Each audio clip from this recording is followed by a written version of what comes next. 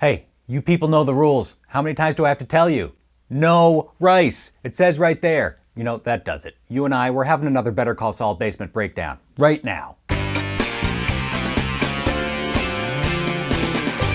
All right, Season 5, Episode 7, JMM. Kim and Jimmy are getting married, and there's black all over the place. Black briefcases, Kim's black shoes, Jimmy's black ring, seemingly with the soul of Saul squirming around in it, barely contained.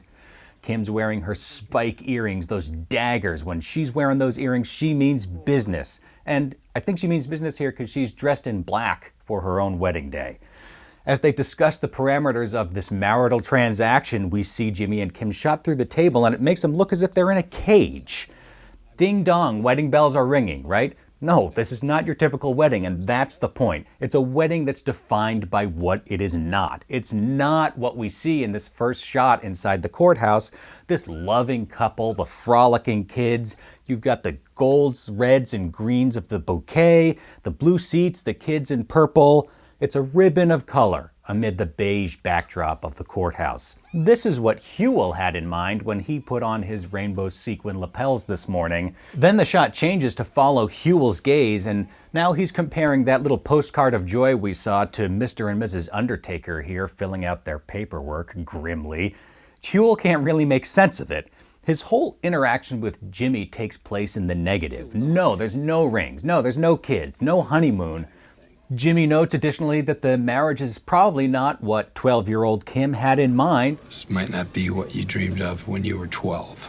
Jimmy, it's not about that. Although judging by our glimpse of 12-year-old Kim in the cold open to the last episode, maybe there are more echoes of Kim's tween life than Jimmy is aware of right here. The wedding is summed up by these papers on the wall. No rice, no glitter, no bubbles, no litter. A musical way to express the null space in which this matrimony takes place. And Jimmy and Kim barely occupy this weird space together. The judge has to force them to look at each other. They had positioned themselves more like litigants at a trial. Look at the tableau for the actual ceremony here. It's sort of a glum parody of the stereotypical happy doves and lace wedding. We've got the bride clenching her jaw, the groom kind of unsure if he's even allowed to be happy or not, the sort of aloof best man and maid of honor over there. Look even at the carefully positioned members of the gallery here. Maybe at the storybook wedding, Jimmy's parents would be there. Kim's mom would be there. Instead, we have these three strangers as stand-ins for their family members. My favorite touch is that the sequence that began with a loving kiss in the hallway is bookended by this kiss, loving question mark. Wachtell photographs it with a disposable camera. He's photographing the disposable marriage with a disposable camera. Just another way Better Call Saul gets so much meaning out of period technology to add commentary to the story.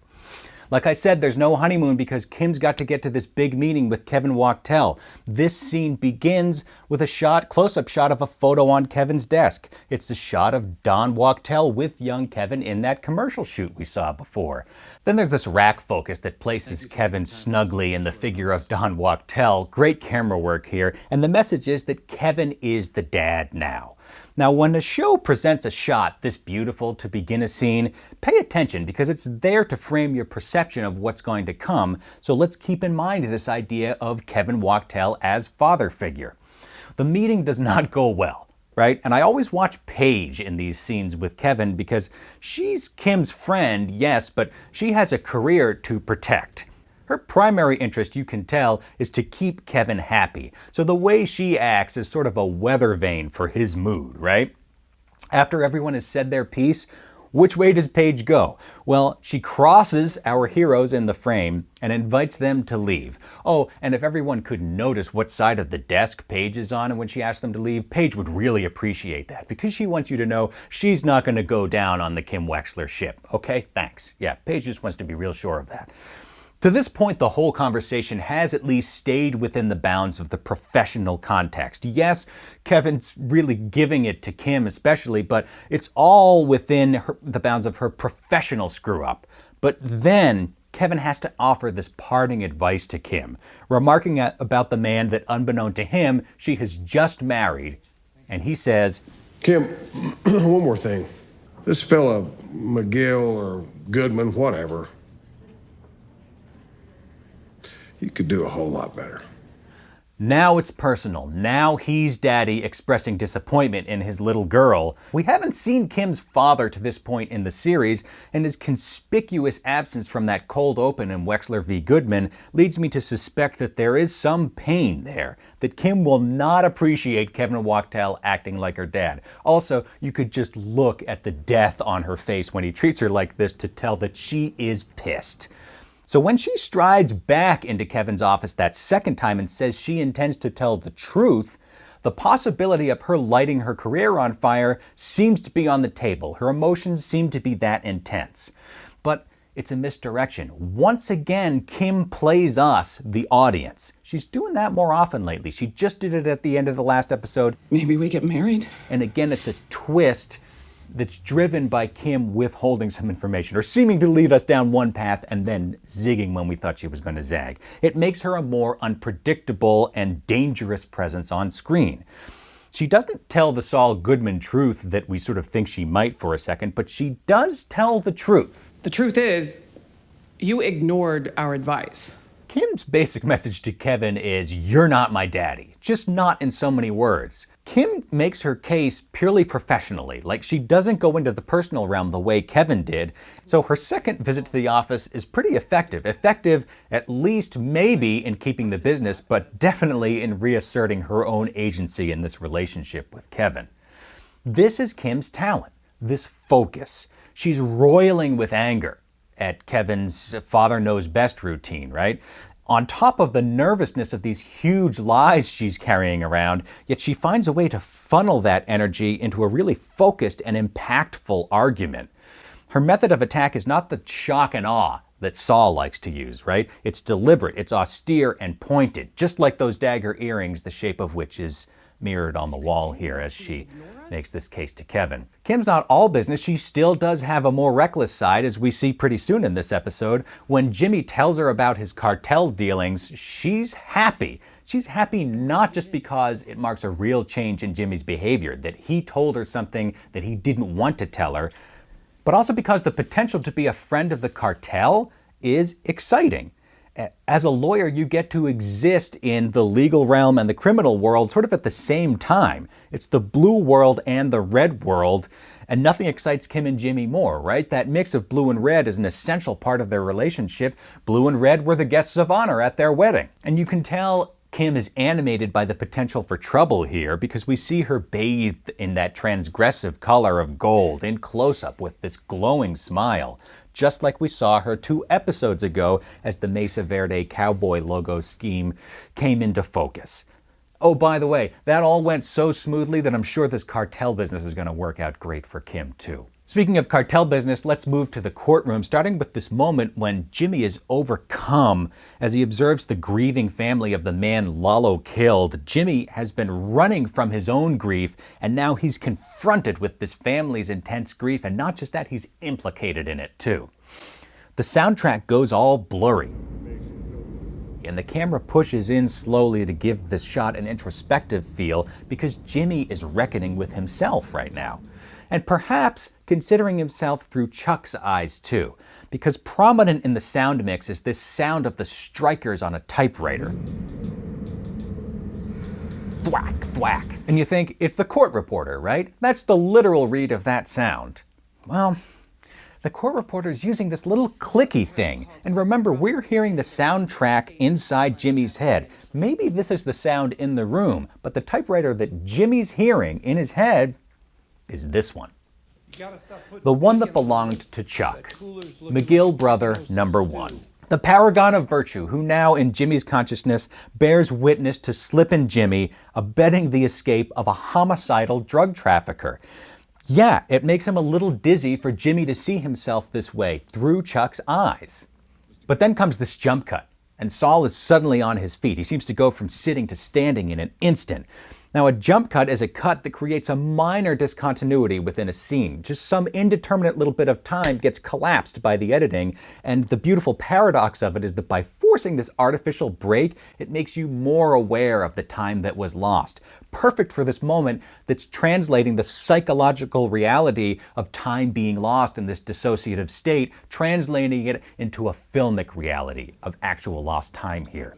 This is just a 30-second stretch of the show here. I've already talked about the sound mixing, the editing. Now let's appreciate the performance, because after that jump cut, we see Jimmy standing there limp, hollow, absent. It seems like he's not really there. Lalo's looking at him like, what's going on with this guy? And then before our very eyes, he comes to life as Saul Goodman, lawyer number 1 on your speed dial. It is unsettling to watch the puppet go from lifeless to alive, and the eeriness of that moment is amplified by the disorientation of the jump cut that preceded it, and the snap of that jump cut was heightened by this muddy, slow soundscape that preceded that. It's virtuosic filmmaking that's really using every part of the filmmaking process to heighten our sense of Jimmy/Saul's experience here. As we see Saul sink to new, darker depths in this episode, we often see this dark stain on the ceiling adjacent to Saul's head in the frame. It looks like rotting tissue, right? And it evokes the spiritual necrosis that's taking place within Jimmy right now as the rot of Saul grows and evolves within him. And as the courtroom scene plays out, we can kind of see on Jimmy's face this battle that's going on between Jimmy and Saul, with Saul mostly in command, but not exactly firm, right? I love the moment when Saul falters as he's making the argument to the judge that Lalo shouldn't be separated from his fake family while he's in the presence of the family of the man who Lalo killed. I mean, the depraved irony of it is too much even for Saul to bear in this moment. The emotional impact of this whole experience is summed up at the beginning of the subsequent scene by this cubist rendering of Jimmy's face as he peers around the corner. It really gives you a sense of the distorted perspective that this duality within him is bringing about. And we have a shot of the Wayland family, right? So it's very economical. We have a vision of Jimmy's internal conflict, and then we have the immediate cause of it right in front of us. Into this emotional milieu steps Howard. Hey, Jimmy. Howard. So Howard confronts Jimmy about the rather vicious pranks he's been playing, and Howard's question is, why? But the thing is, he knows why, and that's what makes him so fearsome to Jimmy. More than anyone, Howard can understand the complicated pain that Jimmy faced after Chuck's death. Howard has experienced some version of that pain himself, so that's what sets off the rant here. It's Howard simply saying, Jimmy, I'm sorry you're in pain. Jimmy knows that Howard understands. Jimmy knows that Howard can see and feel the confusion and vulnerability that Jimmy has worked so hard not to face, that he's in fact strived to hide. Being confronted this way by someone who knows him so deeply is terrifying, and that's why the Saul Goodman defense mechanism kicks in, and kicks in with reckless abandon. Oh, don't you fucking owe Jimmy me. You look down on me, you pity me. Walk away. That's right, Howard. Saul chews out Howard, and his rant is almost entirely about how big he is and how little Howard is. I don't think we need Freud to understand that Jimmy is feeling pretty small, and so is Saul. And why not? Because what exactly did Saul do in this episode? He had no strategy until Mike dropped the entire playbook on his lap. He went where he was told and did what he was supposed to. He's a mouthpiece for a drug lord, and he knows it, but he's trying to pretend otherwise. Pretty convincing, right? I mean, the sad irony is that as Saul rants about how small Howard is, the sort of deranged outsized scale of his own delusions, they only serve to make him look small. And he finally ends on this. I'm like a god in human clothing. Lightning bolts shoot from my fingertips. What an interesting choice of metaphor. Again, my thoughts turn to Chuck. Chuck, we know, we saw many times, he wasn't actually biologically, physically sensitive to electromagnetism, right? But he did tend to deteriorate anytime Slippin' Jimmy started to rear his head again, started acting up again. Because Chuck wasn't allergic to the electricity in the power lines. He was allergic to this electricity, the lightning bolts within Jimmy, the power that now animates Saul Goodman. Speaking of bolts, I've got to bolt, or as Rich Schweikert might say to his bald client, I guess we'll get out of your hair. So let me get out of your hair. Share your insights in the comments as always. Hey, if you watched to the end of the video, you probably had a good time, so why not subscribe? Thank you so much for watching. Thank you, Intrepid editor Brendan. We'll see you soon. Bye for now.